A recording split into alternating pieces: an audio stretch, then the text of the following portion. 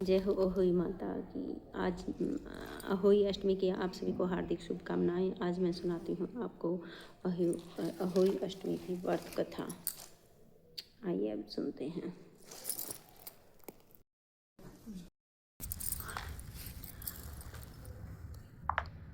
अहोई अष्टमी व्रत कथा। कथा 1। प्राचीन काल में एक साहूकार था जिसके 7 बेटे और 7 बहुएं थी। इस साहूकार की एक बेटी थी जो दीपावली के अवसर पर ससुराल से मायके आई थी। दीपावली पर घर को लीपने के लिए 7 बहुएं मिट्टी लाने जंगल में गई तो ननंद भी उनके साथ जंगल की ओर चल पड़ी। साहूकार की बेटी जहाँ से मिट्टी ले रही थी उसी स्थान पर शाही अपने 7 बेटों से के साथ रहती थी। मिट्टी खोदते हुए गलती से साहूकार की बेटी की खुरपी से शाहू का एक बच्चा मर गया। शाहू इस पर क्रोधित होकर बोली, मैं तुम्हारी कोख बांधूंगी। शाहू की यह बात सुनकर साहूकार की बेटी अपनी 7 भाभियों से एक एक करके विनती करती है कि वह उसके बदले अपनी कोख बंधवा ले। सबसे छोटी भाभी ननंद के बदले अपनी कोख बंधवाने के लिए तैयार हो जाती है। इसके बाद छोटी भाभी के जो भी बच्चे थे वह सभी 7 दिन बाद मर जाते हैं। 7 पुत्रों की इस प्रकार मृत्यु होने के बाद उसने पंडित को बुलवाकर इसका कारण पूछा। पंडित ने सुरही गाय की सेवा करने की सलाह दी।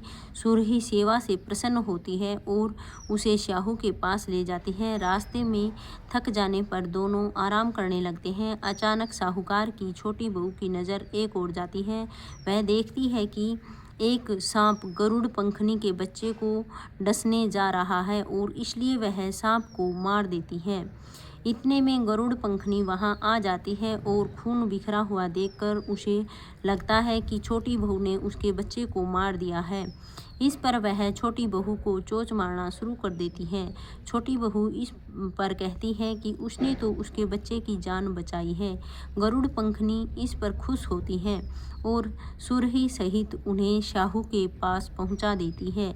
शाहू छोटी बहू की सेवा से प्रसन्न होकर उसे 7 पुत्र और 7 बहुएं होने का आशीर्वाद देती है।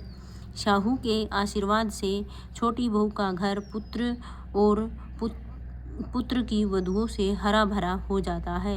अहोई अष्टमी का अर्थ एक प्रकार से यह भी होता है कि अनहोनी को होनी बनाना, जैसे साहूकार की छोटी बहू ने कर दिखाया। जय हो अहोई माता की। अब व्रत कथा 1 पूरी हुई। अब सुनते हैं अहोई अष्टमी की दूसरी कथा। अहोई अष्टमी की दूसरी कथा। दंत कथा के अनुसार एक बार एक औरत अपने 7 पुत्रों के साथ एक गांव में रहती थी। एक दिन कार्तिक महीने में वह औरत मिट्टी खोदने के लिए जंगल में गई। वहां पर उसने गलती से एक पशु के शावक की अपनी कुल्हाड़ी से हत्या कर दी। न उस घटना के बाद उस औरत के 7 पुत्र एक एक के बाद एक को मृत्यु को प्राप्त हो गए। इस घटना से दुखी होकर उस औरत ने अपनी कहानी गांव की एक औरत को सुनाई। एक बड़ी औरत ने उस औरत को यह सुझाव दिया कि वह माता अहोई अष्टमी की आराधना करे। पशु के शावक की सोते हुए हत्या के पश्चाताप के लिए उस औरत ने शावक का चित्र बनाया और माता अहोई अष्टमी के चित्र के साथ रखकर उनकी पूजा करने लगी। उस औरत ने 7 वर्षों तक अहोई अष्टमी का व्रत रखा और आखिर में उसके 7 पुत्र फिर से जीवित हो गए। इस प्रकार अहोई अष्टमी के व्रत ने उन्हें जीवन दान दिया। इस प्रकार हमारी अहोई अष्टमी व्रत की दोनों कथाएं पूर्ण हुई। अब हम सूर्य को अर्घ देते हैं। जय हो अहोई अष्टमी माता की जय। अब दोनों कथाएं सुनने के बाद सूर्य को अर्घ देकर अपना व्रत खोल सकते हैं। जय हो अहोई माता की।